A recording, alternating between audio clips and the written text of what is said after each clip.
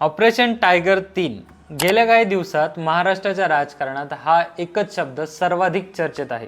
कारण हा फक्त एका राजकीय मोहिमेचा दावा नाही, तर ठाकरे गटात पुन्हा एकदा मोठी फूट पडू शकते। काही आमदारांचे मत परिवर्तन झाल्याचा दावा केला जातोय, आणखी काही जण संपर्कात असल्याचं बोललं जातंय आणि या सगळ्या मागे एकनाथ शिंदे यांचा मोठा राजकीय गेम प्लॅन असल्याची चर्चा आहे।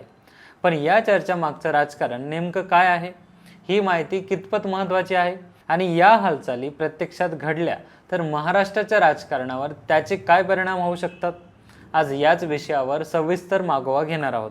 नमस्कार, मी मिलिंद आणि आपण पाहत आहात त्याचं काय महाराष्ट्र। महाराष्ट्राचं राजकारण गेल्या काही वर्षात ज्या वेगाने बदललं तसं चित्र यापूर्वी फार क्वचितच पाहायला मिळालं। 2022 मध्ये शिवसेनेत झालेल्या बंडानंतर राज्यात राजकारणाची समीकरणच बदलू लागली। त्या एका घटनेनं केवळ सरकार बदललं नाही, तर शिवसेनेचं अस्तित्व दोन वेगळ्या गटामध्ये विभागलं गेलं। त्यानंतर लोकसभा, विधानसभा, विधान परिषद, स्थानिक स्वराज्य संस्था अशा प्रत्येक पातळीवर दोन्ही गटांमध्ये ताकदीची स्पर्धा सुरू आहे।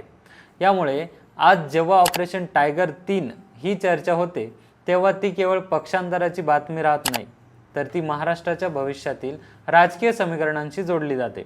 सध्या चर्चेत असलेला दावा असा आहे की एकनाथ शिंदे यांच्या नेतृत्वाखाली शिवसेना ठाकरे गटातील तब्बल 10 आमदारांना आपल्या बाजूने वळवण्यात यशस्वी झाले आहेत।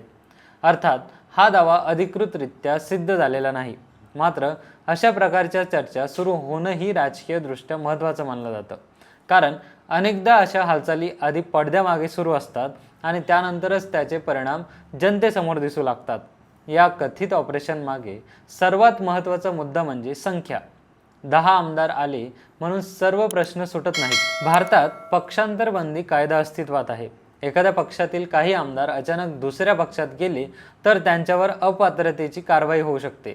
त्यामुळे अशा परिस्थितीत केवळ राजकीय तयारी पुरेशी नसते, तर कायदेशीर गणितही तितकंच महत्त्वाचं ठरतं। म्हणूनच आणखी काही आमदार संपर्कात असल्याच्या चर्चा सुरू आहेत। जर मोठा गट एकत्र हल्ला तर त्याचा कायदेशीर परिणाम वेगळा असू शकतो, अशी राजकीय वर्तुळात चर्चा रंगत आहे। यामध्ये एक गोष्ट लक्षात घेतली पाहिजे, महाराष्ट्रात गेल्या काही वर्षात राजकारण केवळ निवडणुकांवर चाललेलं नाही। प्रत्येक निवडणुकीच्या आधी आणि नंतर आमदार, खासदार, नगरसेवक, जिल्हा परिषद सदस्य यांच्या राजकीय भूमिका बदलताना दिसल्या आहेत। त्यामुळे आज जर पुन्हा एकदा मोठ्या प्रमाणावर संपर्क सुरू असल्याच्या चर्चा होत असतील तर त्या सहज दुर्लक्षित करता येत नाहीत। या कथित ऑपरेशनचा दुसरा महत्त्वाचा पैलू म्हणजे त्याचा राजकीय संदेश। समजा प्रत्यक्षात मोठ्या प्रमाणावर आमदारांनी बाजू बदलली तर त्याचा अर्थ केवळ 10 किंवा 15 जागांचा बदल नसतो, त्याचा संदेश राज्यभरातील कार्यकर्त्यांपर्यंत जातो। अनेकदा मोठे नेते निर्णय घेण्याआधी कार्यकर्ते वातावरण पाहत असतात, त्यामुळे एका गटात अस्थिरता निर्माण झाली तर त्याचे पडसाद जिल्हा, तालुका आणि गाव पातळीपर्यंत उमटू शकतात। याच कारणामुळे या चर्चेचा रोख फक्त उद्धव ठाकरे यांच्यापुरता मर्यादित नाही। शरद पवार यांच्या राष्ट्रवादी काँग्रेसमधील काही नेतेही संपर्कात असल्याचा दावा केला जात आहे। या दाव्यांबाबत कोणतीही अधिकृत पुष्टी नसली तरी राजकीय चर्चांमध्ये हा मुद्दा वारंवार समोर येतो आहे। जर एका वेळी विरोधी आघाडीतील 2 मोठ्या पक्षांवर दबाव निर्माण झाला तर त्याचा थेट परिणाम आगामी निवडणुकांच्या तयारीवर होऊ शकतो।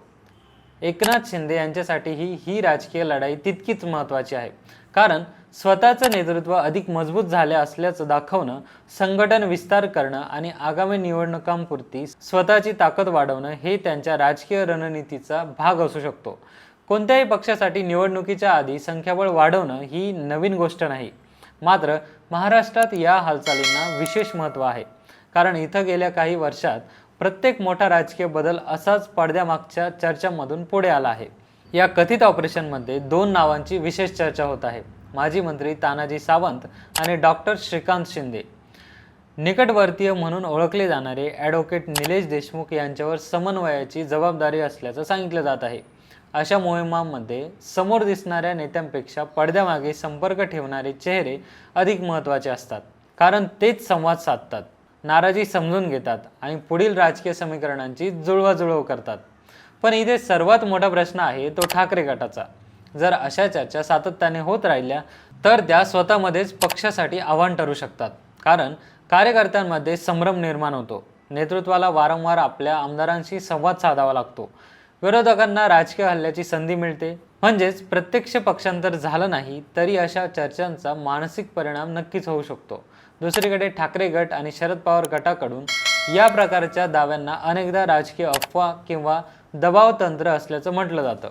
त्यामुळे या संपूर्ण प्रकरणाकडे पाहताना एक गोष्ट लक्षात ठेवणं गरजेचं आहे.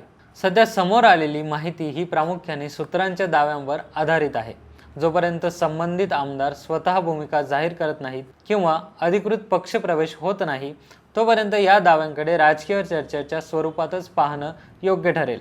मात्र एवढं नक्की आहे की महाराष्ट्रात निवडणुकांची चाहूल लागली की राजकीय हालचालींचा वेग वाढतो.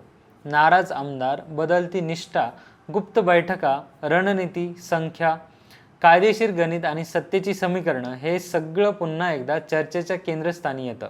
त्यामुळे ऑपरेशन टायगर 3 हा शब्द केवळ एक राजकीय घोषवाक्य आहे की प्रत्यक्षात सुरू असलेली मोठी मोहीम, याचं उत्तर येणारे काही दिवस सांगणार आहेत.